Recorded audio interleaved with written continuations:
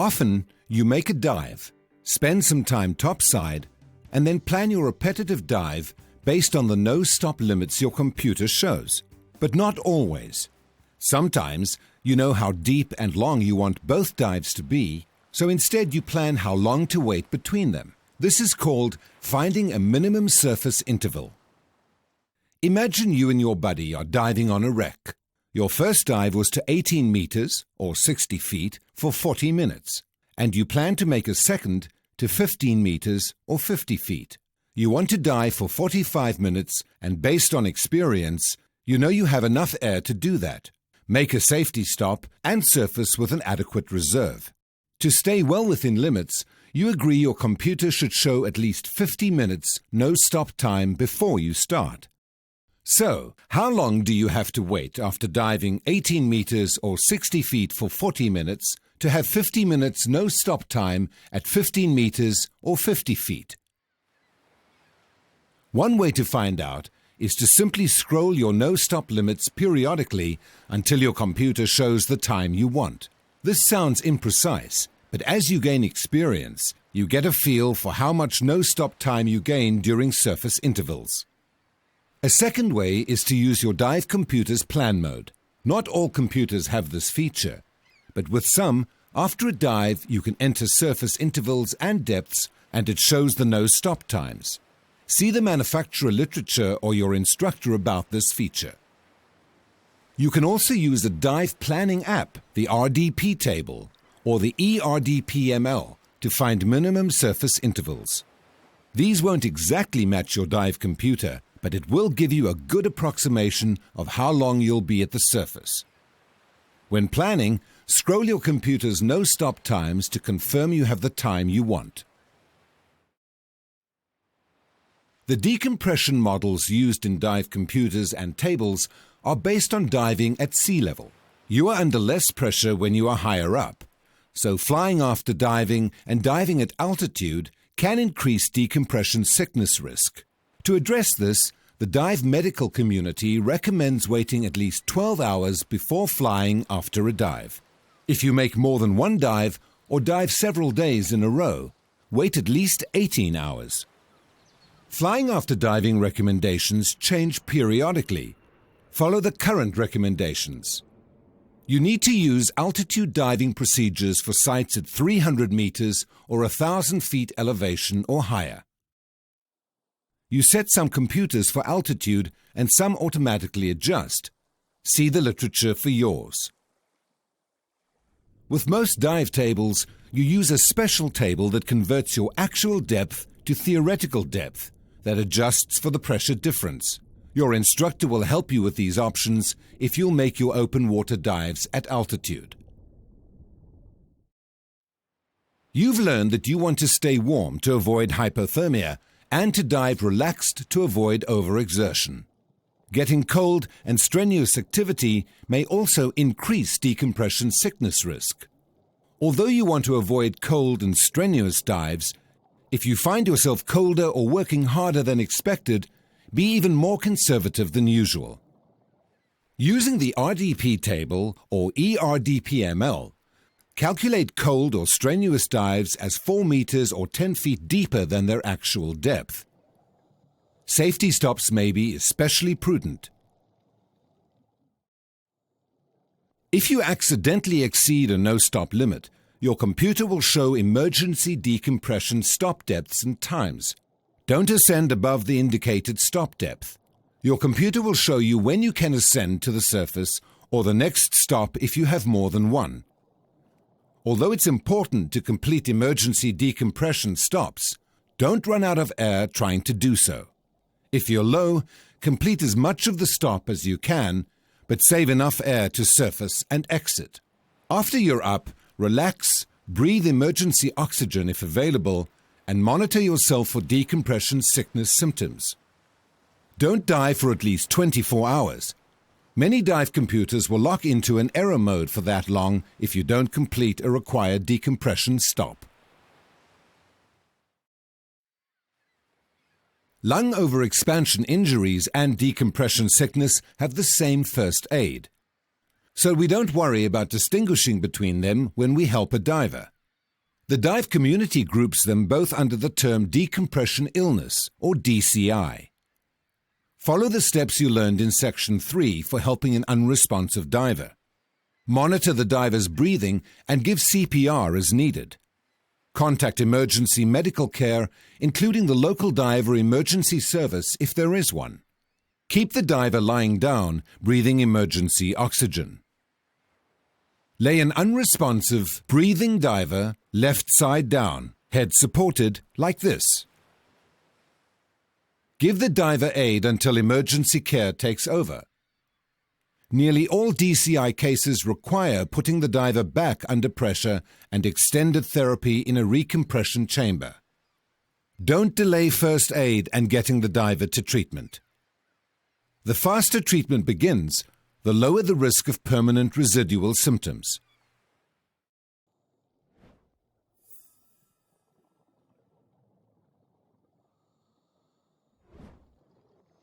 Under pressure, nitrogen and oxygen have an intoxicating effect called gas narcosis. It's not directly harmful, but it can impair good judgment and coordination. The signs and symptoms include feeling intoxicated, loss of coordination, slowed thinking, slowed reactions, inappropriate laughter, depression, a false sense of security, a disregard for safety, and when under stress, anxiety and/or panic. Narcosis affects people differently, but most divers begin to notice it at depths approaching 30 meters or 100 feet. Being tired and the use of drugs and alcohol can make it noticeable even shallower. Diving in cool water, darkness, or limited visibility seem to make it more noticeable, while diving experience seems to reduce its effects. Generally, narcosis isn't likely to be a significant issue on dives shallower than 30 meters or 100 feet. If you do experience it, though, ascend to a shallower depth. It usually passes quickly. During your open water dives, you'll practice navigating with an underwater compass. This basic skill helps you save air and know where you are in relation to your exit point throughout the dive. A standard compass looks like this. The north needle or indicator always points to magnetic north. The lubber line is always your travel direction. The bezel rotates so that you can set the index marks over the north needle, and the heading references allow you to record directions. Hold and swim with your compass like this. Level, with a lubber line aligned with your body center line. Look over the compass as you swim with it. For console-mounted compasses, hold it like this. To set it, point the lubber line in your desired travel direction and let the north needle settle. Then rotate the index marks over the needle. Now, keep the needle within the marks and the lubber line in line with your body as you swim. If you turn off course, the needle leaves the marks. Stop, turn back onto course, and then continue. While you navigate, your buddy maintains contact and watches the depth. To return on a reciprocal course, rotate the bezel 180 degrees and then turn until the needle's within the index marks. Now you're facing the way you came. Some compasses have 2 sets of index marks, so you don't have to reset the bezel. Just use the other set. A growing number of dive computers have electronic compasses. They operate similarly, but have different displays.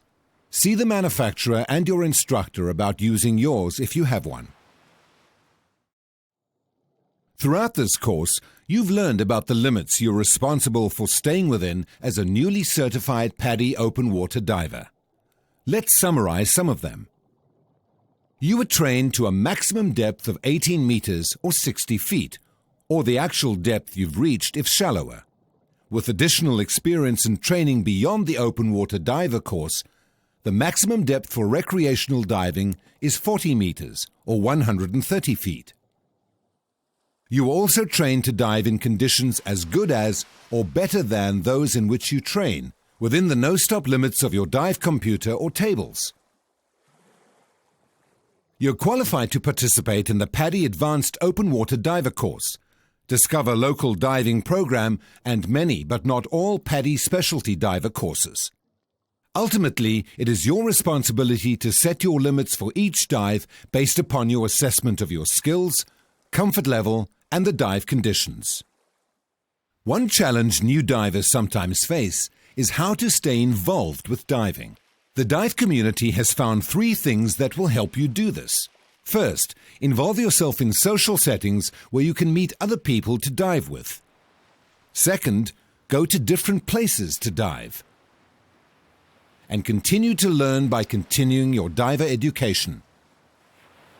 It's easy to meet friends to dive with. Start with your PADI resort or dive center. They usually have clubs and activities, so jump in and join the fun.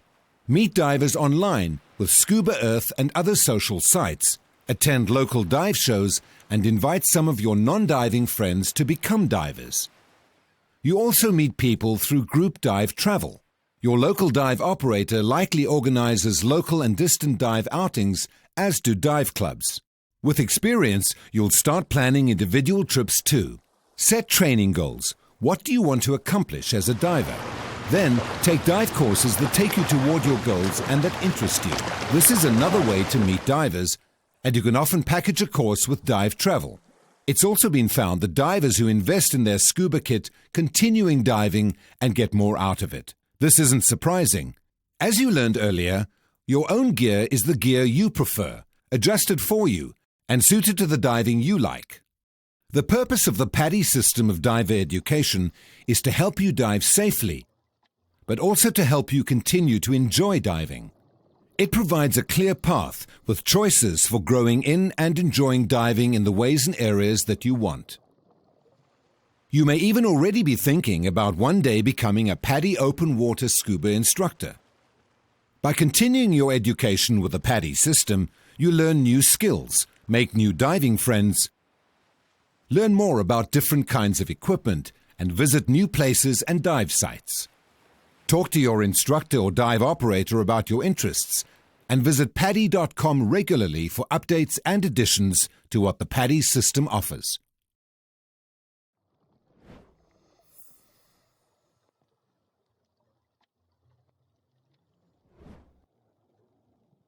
It's very rare that you remove and replace your kit underwater, but you learn to do so for situations in which you might need to, such as getting out of some entanglement, or once in a while to make an adjustment.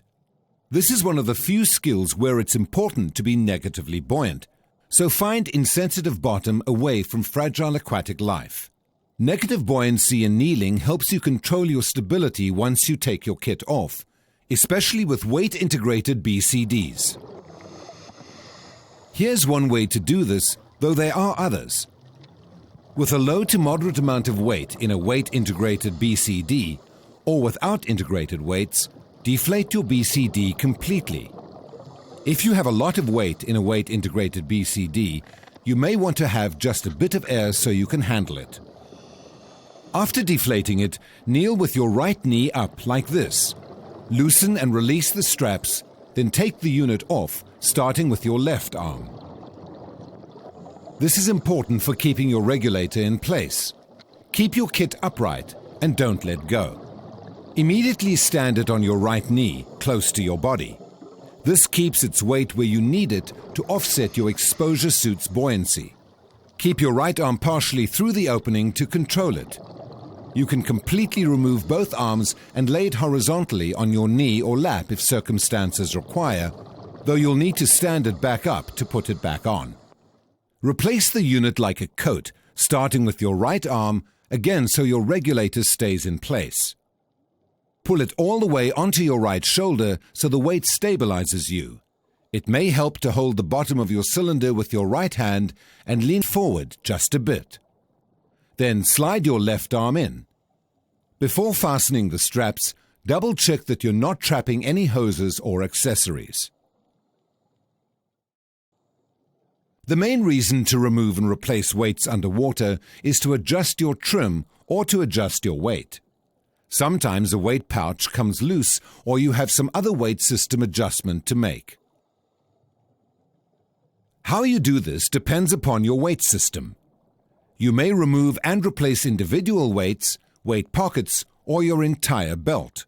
This is another skill in which negative buoyancy helps. On insensitive bottom, deflate your BCD, then kneel with a knee up on the side from which you're removing weights or the right knee with a weight belt. Remove the pocket or weight and rest it on your knee.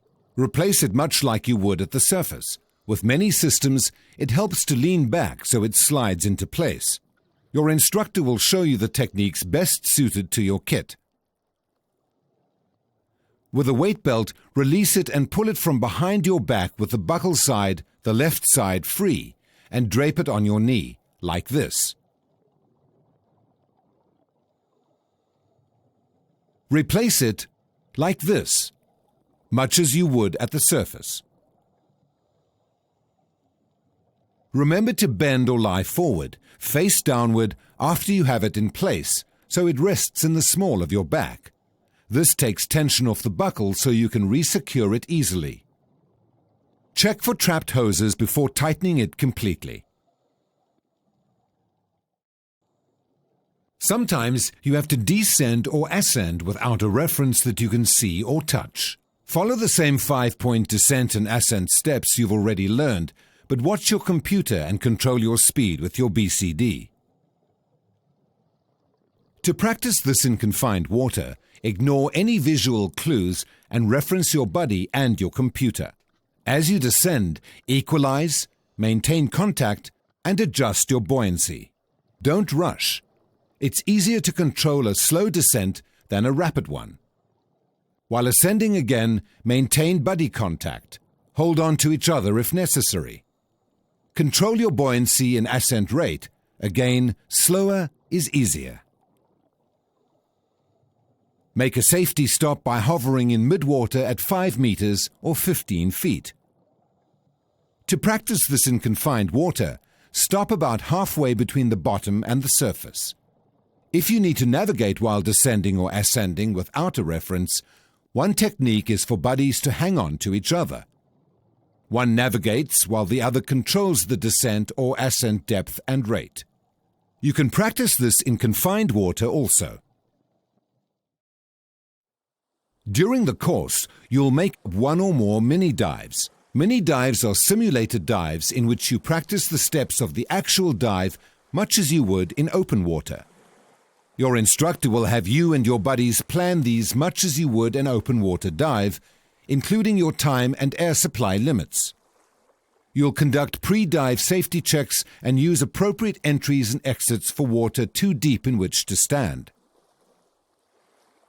Each mini dive will have specific skills and objectives that your instructor will assign, plus you'll practice the skills you want to with your buddy, play around a bit, and generally enjoy being underwater.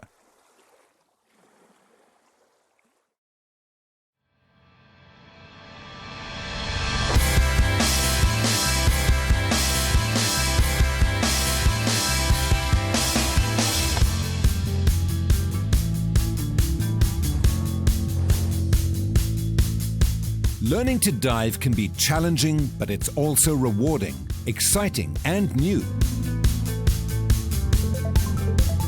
At this point, you've learned a lot about diving, and soon you'll be completing your open water dives.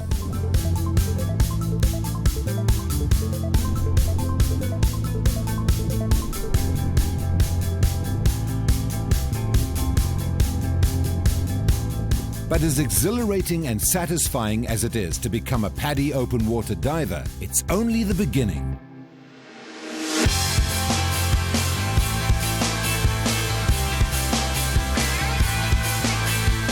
Dive conservatively, follow your training, and keep learning.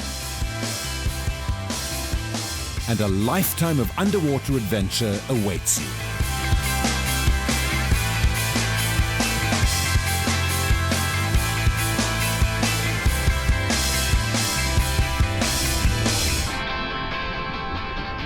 Welcome to diving.